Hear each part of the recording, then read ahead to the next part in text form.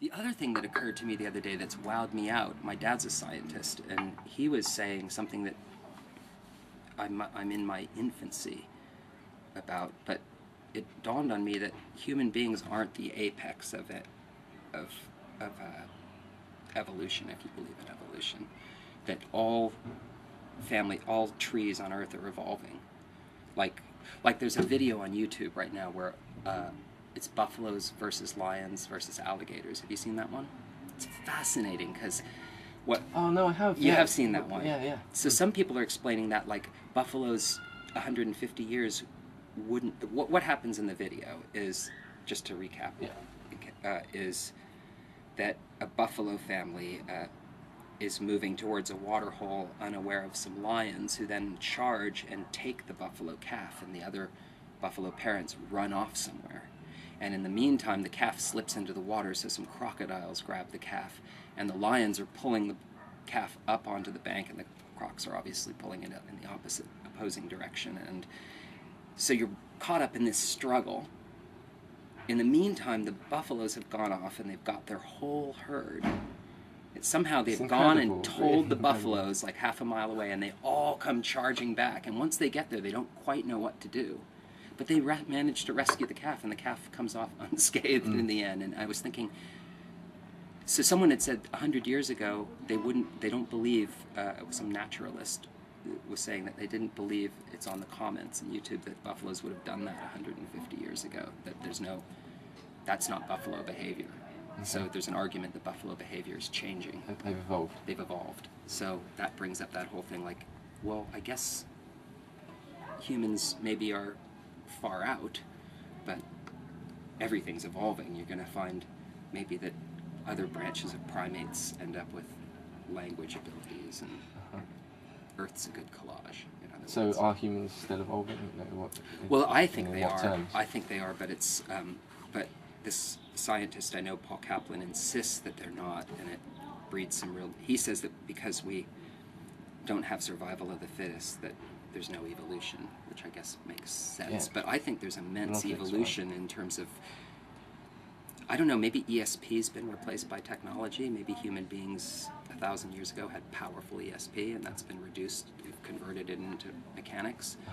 We perhaps used to be a bit more in touch with our spiritual side and ability to communicate without actually verbalizing it. But there's immense progress in terms of other communications between the genders, between racial distinctions.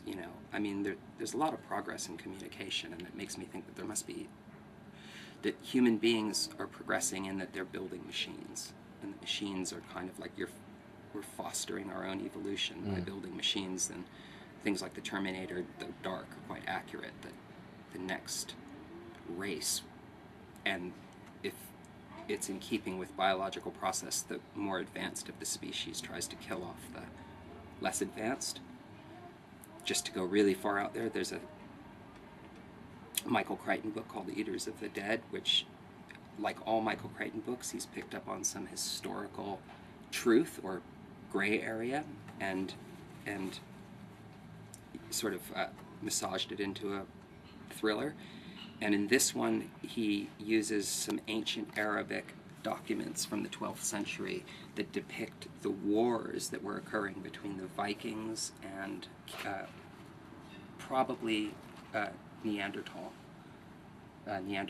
And the Vikings have these insane descriptions. This is all real. This is what the book's based on. These insane descriptions of these ferocious battles they'd have with these kind of beast men that would come over the hills and attack their encampments, and then they'd go out and attack back, and how these beast men had like psychic abilities and things. And Michael Crichton's conjecture is that they were Neanderthal, and Neanderthal had exaggerated ESP abilities, and that of course they were less sophisticated, less evolved than the Vikings, so they got killed off because the more evolved of even the same species will kill off its predecessor. So you get out to the Terminator where the machines are killing off humans, but maybe machines really are, we're building our own evolution somehow, and that's how to look at it. I think that I had this argument with Ant the other day. As I said, Ant was in the middle of a glade in the woods communicating with birds and things with his adept flute playing, and he was saying that that we're devolving, that we've lost touch with our ability to communicate with environs, which I completely see when I see him playing the flute and communicating with everything around him via it. I believe him, but I also think that, and I said to him yesterday, that human beings are also the children of Earth. I mean, we are Earth. Earth gave birth to us, I guess you could say, and so we must be expressing Earth's desires as well. I mean, maybe we're like arrogant, spoiled children, but Earth's still our mom. Mm-hmm. And maybe, if and when an asteroid's aimed at the planet or any other extraterrestrial threat, I think human beings will be really happy with the technology that right now seems nefarious. Sure. Nuclear blasts will be a really good thing when you can blow something out of the sky that's, and Earth will be really happy that human beings are its children when you could act on that level, but that's over millennium. Mm. Have you put any of these thoughts into a song? I know, I suppose you've got a kind of nature song in the tree, Hug a Tree song. Yeah, I'm getting into this. I mean, thank you for asking these questions, Matt, because that's really, I was going to investigate that in the next series of songs. I do have one that goes, I hope machines teach human beings how to love one another better.